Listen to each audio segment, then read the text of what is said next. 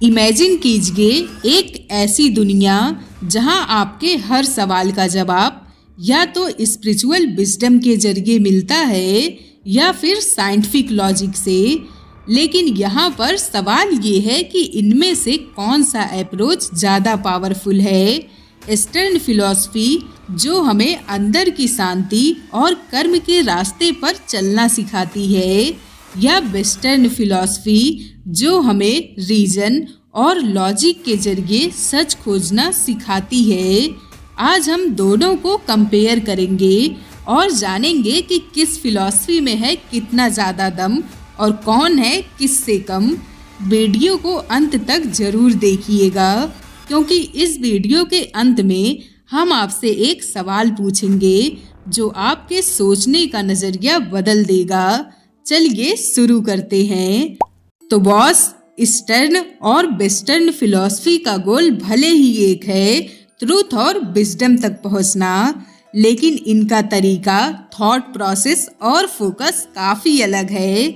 चलिए इन दोनों को कंपेयर करते हैं। सबसे पहले इन दोनों ही फिलॉसफी के फंडामेंटल फोकस के बारे में जानते हैं। जहां पर वेस्टर्न फिलॉसफी में सेल्फ डायरेक्शन यानी इंडिविजुअलिज्म काफ़ी इम्पॉर्टेंट है।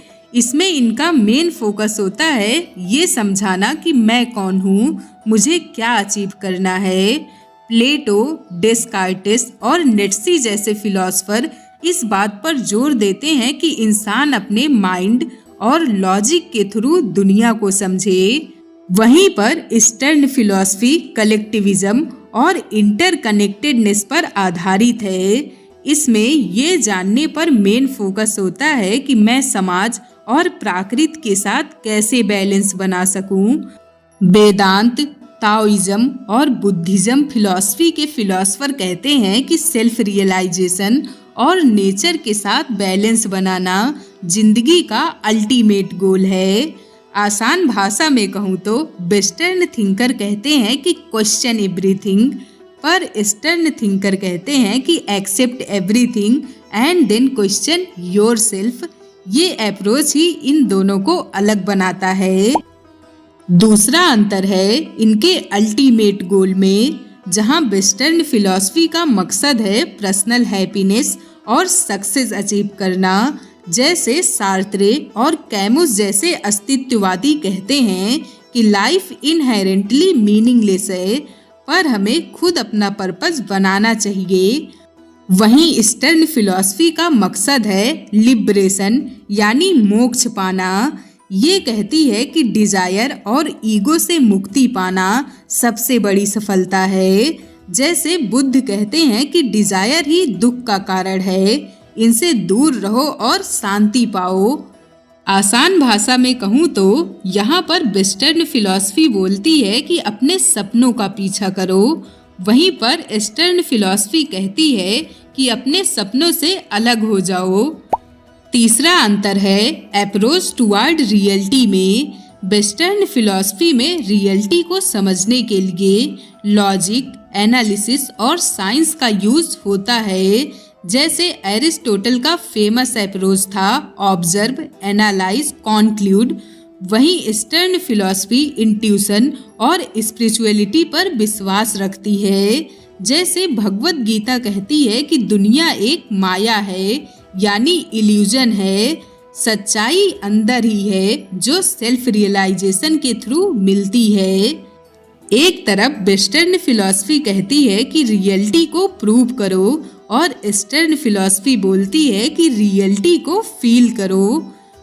चौथा अंतर है इनके इथिक्स और मोरालिटी में।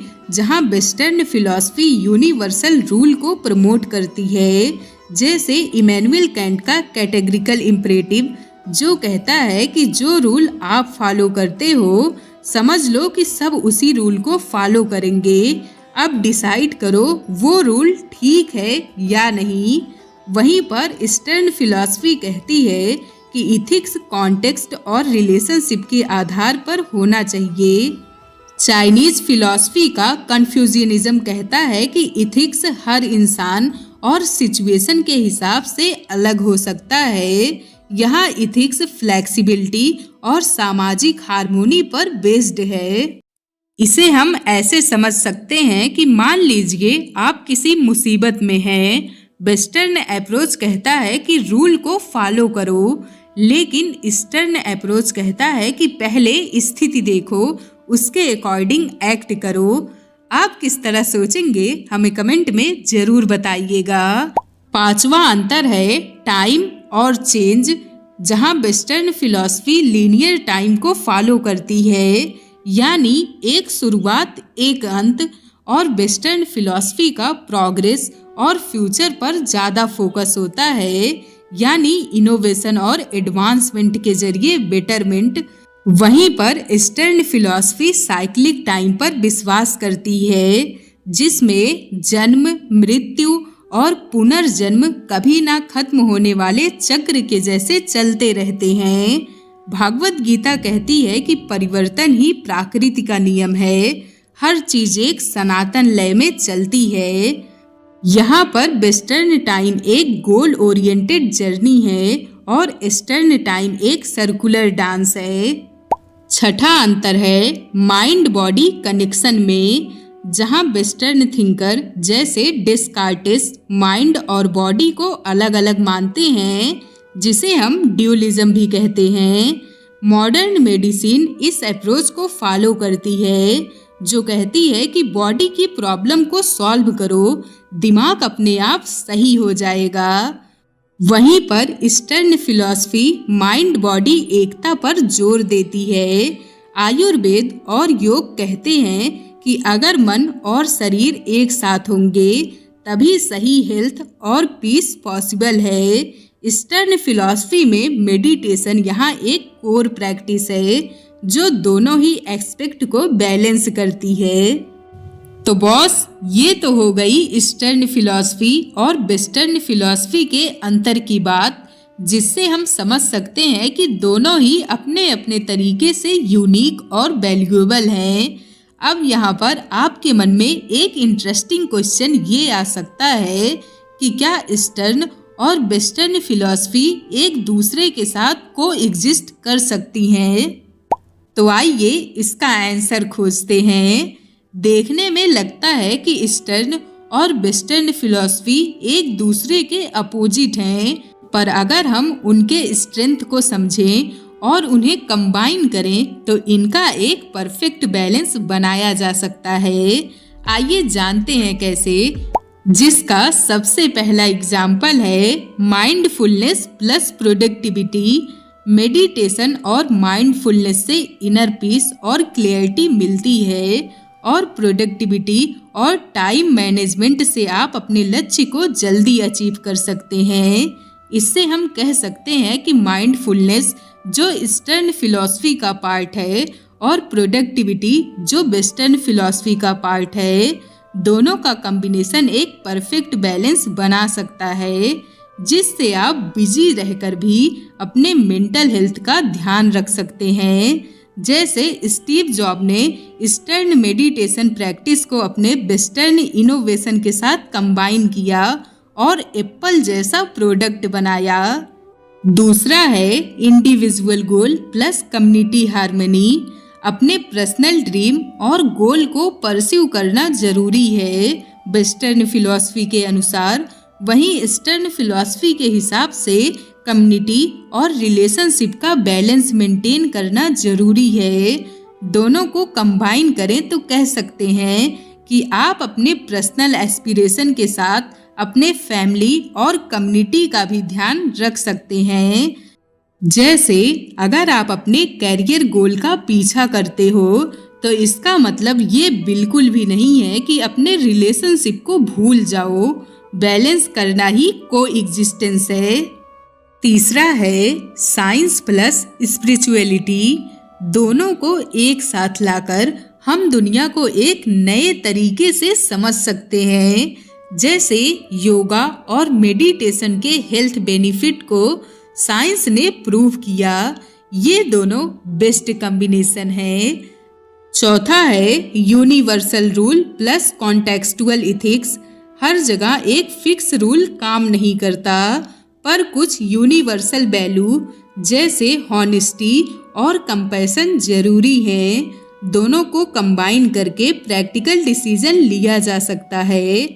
जैसे एक आइडियल लीडर वही होगा जो सच्चाई के साथ फ्लेक्सिबल भी हो और समय और स्थिति के हिसाब से एक्ट कर सके।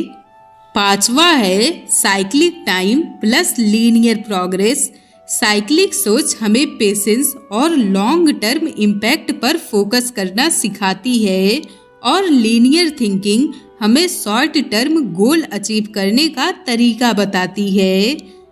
जैसे हमारी सरकार साइक्लिक सोच से नेचर के बैलेंस को समझे, क्लाइमेट चेंज को समझे और लीनियर सोच से इसका सॉल्यूशन तुरंत इम्प्लीमेंट कर दे। तो बॉस, आज की आधुनिक दुनिया में दोनों ही फिलॉसफी ऑलरेडी एक दूसरे को कॉम्प्लीमेंट कर रही हैं। जैसे technology plus wellbeing, western technology और ईस्टर्न माइंडफुलनेस का कॉम्बिनेशन हमें बेटर हेल्थ और इफिशियंसी दे रहा है। दोनों ही फिलॉसफी के कॉम्बिनेशन का परफेक्ट एग्जाम्पल है जापान।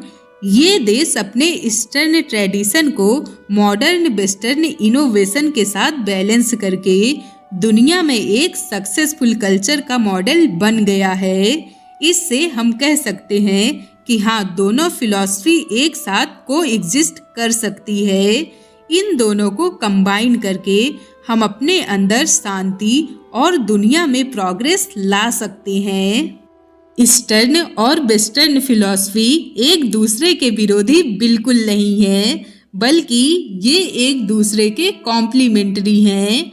अगर हम इनका बैलेंस समझकर अपनी लाइफ में इम्प्लीमेंट करें तो हम एक ज़्यादा फुलफिल्ड और हार्मोनियस लाइफ जी सकते हैं।